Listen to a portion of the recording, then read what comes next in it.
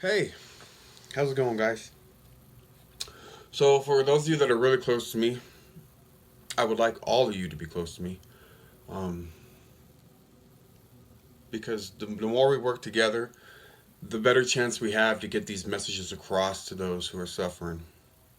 You know, recently I've been dealing with letting go. Letting go is hard to do, but we tend to make it harder than it really has to be.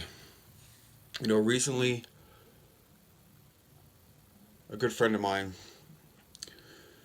he gave me a really good example. He said, "Hold on, make a fist." He said, "When you make that fist, can anything breathe inside the fist you're making?" He said, "Now open your hand." And I opened it. He said, "Look, your hand can breathe." He said, "This is the same thing that goes with holding on. The longer and harder you hold on to something, the more the oxygen gets cut off, and the more you pull life out of it. So the harder you hold on to something like your past or relationships or mistakes or anything, the longer and tighter you hold on, it's actually harder to let it go. If you hold your hand closed with all your strength for quite a while, your fingers will tend to lock up and it's even harder to let go. If you just open up and let it breathe, healing will come. But it isn't until you let go that the full gift of healing can take fruit, can start to happen. You see, the truth is, unless you let go, unless you forgive the situation, unless you realize that the situation is over, I mean, it's over, you cannot move forward. Again, if you don't let go of what was, what might have been, what could have been, you cannot move forward.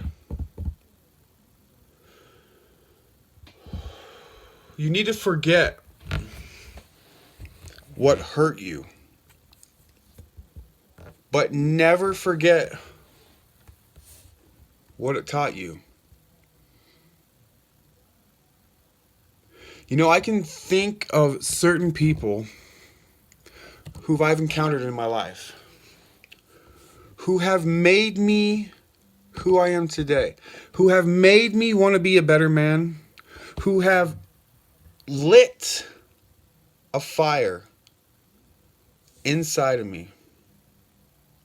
The fire was always there, but it was like ash. It wasn't ready to fruit. The seed was always there.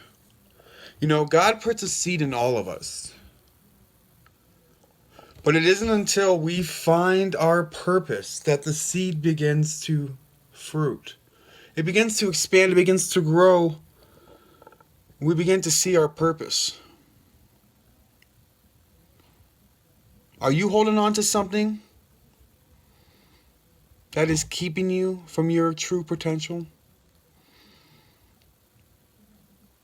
Are you letting your past mistakes decipher your future? Are you letting what ifs control what could be? Today I challenge you to let go. To see where letting go can take you. If you like the messages that I'm trying to share, the messages that I'm trying to spread, the messages that I'm trying to help others with, if you agree, do me a favor. Share these posts. Share my messages. Tell people there is hope. You know, I am no special person. I just know from the experiences I've been through, the places I've gone, and the places I don't want to go back to, I can be a vessel for those who are struggling to make it to that next point.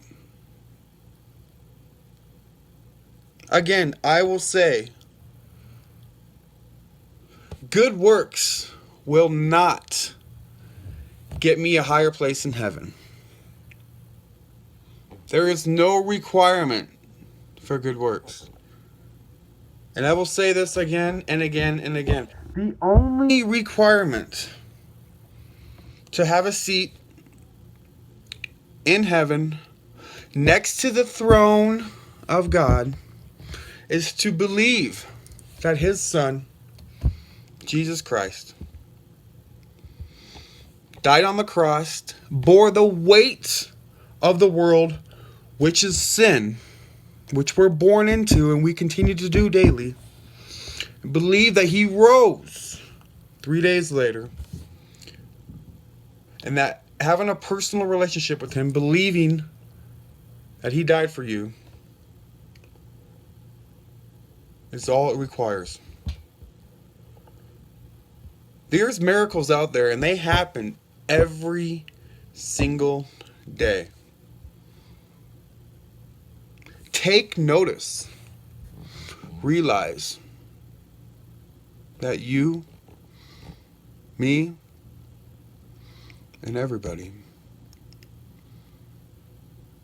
are miracles.